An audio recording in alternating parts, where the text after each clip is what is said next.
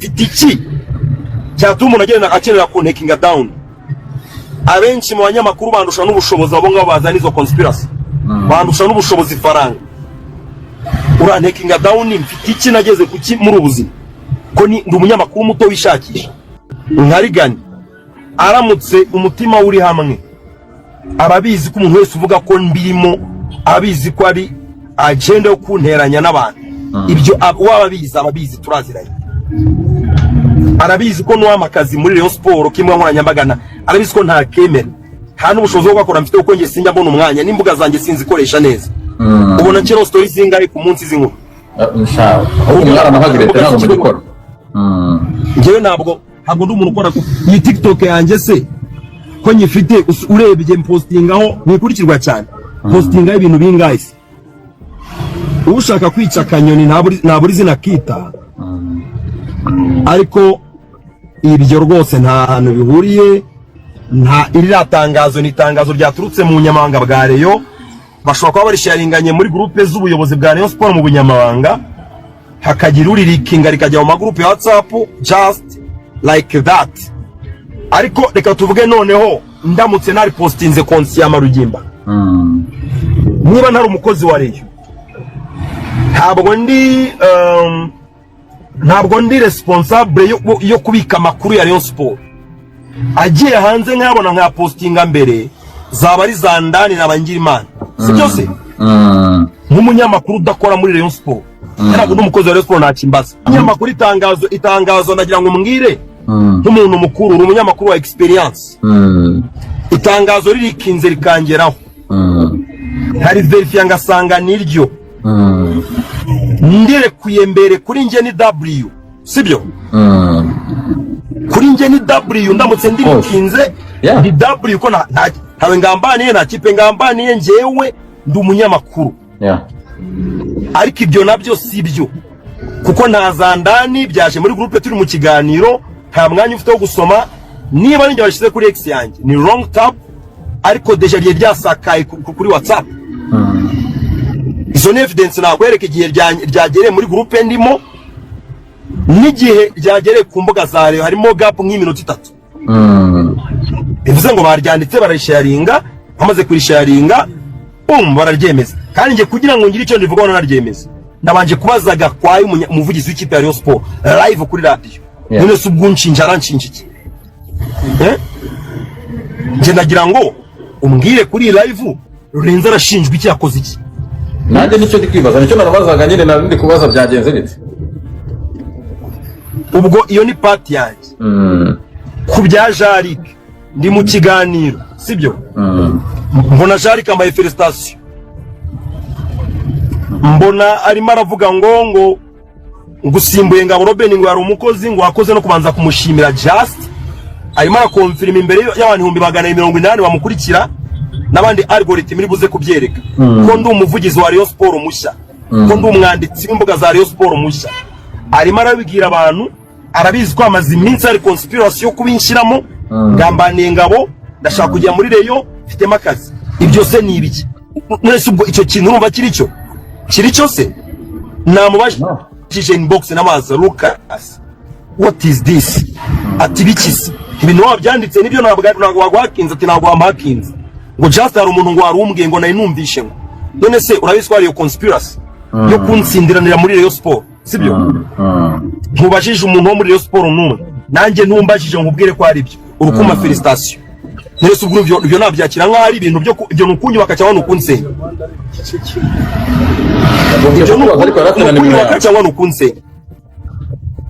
Yarafite nimero yanjye turavugana. Ndagira ngo aho ngaho mubwire amakosa nakoze, ukeneye kunyataka no kuntuka anuka afite icyahereyeho, cyangwa se niba ari hate abikore nka hate, ariko nta kintu kiri justifiable kirimo. I think groupe bacisha amatangazo sinyarimo, buri abantu tutaziranye batwohereza amakuru, niko amakipe akora. Umuntu rigeza hari undi ukabona umuntu ari guhaye, uraribura verifya just ukaverifya inkuru. Zandani nuko twese tuzibona, si byose amakuru y'abantu yawe n'abantu. Niba hari handover y'imbuga nkoranyambaga, like ko ari amakuru agomba gusohoka nyine. Ibyo rero nge nuko mbajije ngo ndabivugaho iki, ariko ngira ngo urabyumva ko nge rwose position yanjye niyo umuntu wese tuziranye unzi wese arabizi.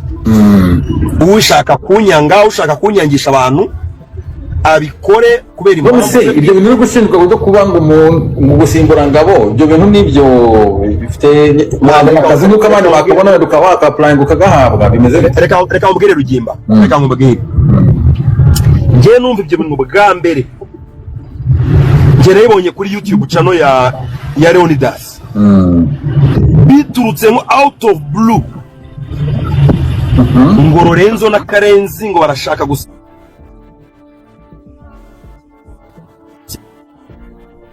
uruzaho ibyaranyangira. Ikintu nk'icyo rero ntabwo ushobora kubona umuntu w'umunyamakuru atuye ikintu nk'icyo hasi nta namwe kivuye kikagutungura gutyo. Umbwire ko atari conspiracy itegurwa, sibyo? Iyo ni conspiracy itegurwa. Ngabona umuntu tuvugana neza mu buzima busanzwe. Ngo Leonidas yavuze ko bivugwa. Ngo Leonidas yavuze ko bivugwa. Ntabwo yavuze ko bivugwa. Yabivuze abihamye. Bivugwa se none bivugwa nande? Ko turi abanyamakuru, ko turi itangazamakuru ry'imikino, ku cyari wa mbere so wabivuze. Ha breaking news byavuzwe wese. Nge nabajije mutangazaji, naramuhamagaye mu magara mutangazaji, ndamubaza mutangazaji, ibintu muri kuvuga byavuye ukuntu yambwiye. Evidence yama yarambwiye ngo biri kuvugwa ngo mu banyamakuru bose, ngo biri kuvugwa ngo ku magroup ya WhatsApp. Yose ni evidence wa umuntu ugacinga ujya gukora conspiracy nk'iyo. Ibyo ni ibintu washingiraho. Ibyo se none urumva icyo kintu cyose aho cyatangiriye. Ariko rore ubundi iyo agenda yo kugutekinga down iva kuki? Nge ntabwo nge ntabwo mbizi. Shaka mbwire nyine imbarutso y'ibyo bintu ubundi byose. Icyambere ngewe abantu bikomotanye baguye. Ntabwo ndi umuntu ugira inyungu makiri, sibyo? Singurisha abakinnyi kumunyamakuru. Niyo umuntu anyorereje umukinnyi muforwardinga nimero ya Antanga, muforwardinga nimero ya ba Prote Musoni w'aba agents, singurisha abakinnyi mu makipe. Urabyumva? Sinigeze nsaba akazi muri equipe yari yose, sibyo? Mu byukuri ibyo ubibona nkuko nawe ubibona. Ntabwo navuga ngo byagenze gutya. Just ari igihe umuntu abaho yikorera akazi ke akageraho nyine bakamucurikiraho ikibuga. Hari abantu bashobora kuba gufiteho bias batekereza ko hari access ufite kuri equipe uyibamo uyigeramo. Nabyo rwose. Kandi nk'abo bantu bose babivuga barabizi icyo gitangaje, barabizi. None se mba muri equipe ubu se ndakiza, ubu narakiza, ubu naba muri equipe nka Rayon Sport nyifite access. Tuvuge ko ngurisha abakinnyi, tuvuge ko nkora na president, naturikijemo miliyoni 30 ngura imodoka, naturikijemo miliyoni 10 ngura ikibanza, nageze kuki? Basi uvuge ngo urugukira bidasanzwe, ugomba kuba kwihuta cyane wenda mu iterambere. Bakagususona, sibyo? Ushobora kwihuta mu iterambere abantu bakagususona nk'umuntu ufite aho yiba. Ibyo se biriho. Ntega moto, nta modoka ngira, nta butaka ngira, nta kintu ngira, nta kintu ngira. Ndi umunyamakuru utunzwe n'akazi just to survivinga nk'abandi bose i Nyarugenge. Ubu umuntu nshinja ibyo bintu washaka no kuntekinga down da. Wenda abandi babikorera, ushobora kubikorera umuntu umufitiye ishyari. Nanjye umuntu yangira ishyari ngo mfite iki? Kariyeri yanjye niramara n'imyaka 10. Basi ngo ndarambiranye. Mfite iki cyatuma umuntu agenda akenera kuntekinga down? Abenshi mu banyamakuru bandusha n'ubushobozi, abo ngabo bazana izo conspiracy. Bandusha n'ubushobozi faranga. Urantekinga down mfite iki? Nageze kuki muri ubuzima? Ko ni ndi umunyamakuru muto wishakisha. Rugimbana naje mu itangazamakuru ari wararivuyemo. Nejo bundi ni muri covid, sibyo? In fact imbere gato ya covid yaje rwo gutangira kariyeri. Namaze imyaka myinshi nkora volunteering, sibyo? Ntangiye gukora meme gara ikiriya 2 ans. Ubu tuvugisha ukuri wahera umuntu rero uzana ibyo bintu umubaze ngo ushingira kuki usibye amahiyase. Nge Jarike yambwiye ngo bambwiye ngo numvishe bavuga. Jarike urebye ukuntu yizerwa afite credibility. Amaye felicitation. nk'umu DM mushya wa Rayon Sport urambwira ngo na gro kubaje na AI irabiguhamiriza ngo nibyo uko bakatanga reference ya Jarig AI ubaje ngo umwanditsi wa Rayon Sport mushya wasimbuye ngabone ni Lorenzo reference bagwa ni Jarig yabyanditse irakwereka urwego ariho kubikoresha rero kubikoresha muri yo conspiracy bita verifyinze vraiment ni ikintu kiri lamentable ntabwo ari ikintu wakwishimira sibyo so ni ibyo Karabe yahangana rero igira mu mupira man yawe wikorera akazi kawe witahira amahoro wiryamire man ibindi byawe bizarangira wowe ukora akazi kawe neza ibindi birazarangira man cyo kintu sawa asante abantu bagukandira bagufollowinge oya abantu bagira bakublessinge mbere yo kugenda abantu ni bakublessinge kabisa mbere yo kugenda kuko numvishe zagicaye ibintu byiza rwose zagicaye ibintu byiza umva mbwire rore tugiye kuzamura tara z'abantu bogeze umupira urukumva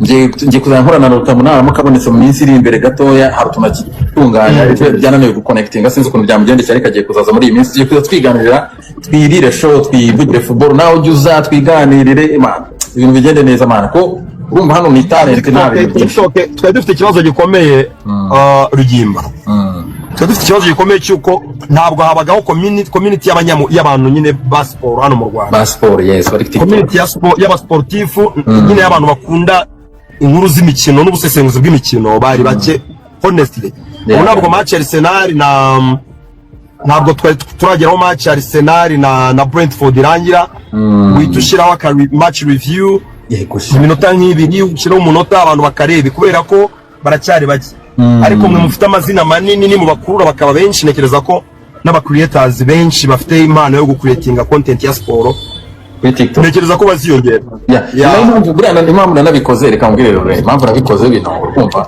ndetse uko umuntu avuga ngo naje gukorera amafaranga biki byose oya naje no mvuga ngo okay kwanza South Korea ni iri mu bihugu birindwi biri monetize kuri iyi TikTok urumva already niyo naza rwose na monetize ibintu bikagenda neza hanyuma navuze ni rero reka nishyireho platform nikuze hakiri kare rero kumva ukuntu uperesa burya mu kintu abantu batarakizamo benshi dokurabona abantu mu entertainment babigiyemo cyane ariko navuze reka mbe umuntu niyo utangira TikTok like nkore TikTok radio noneho mbere ya match cyangwa se nyuma ya match abantu tuganire football sibyo afite ayo amafaranga rero nabwo monetiza ugira guramo ama stickers ama gifts ya n'ubugira ama gifts yihera abantu tutari monetize kugira ngo tuyaryeho cyane nzanya bahape nukuri n'abantu bahaha rwose urekure nk'iki universe anga induru zivuga uya nzanya nk'iki big lion induru zivuganga cyane imanigram n'ibiti byose nzamba hape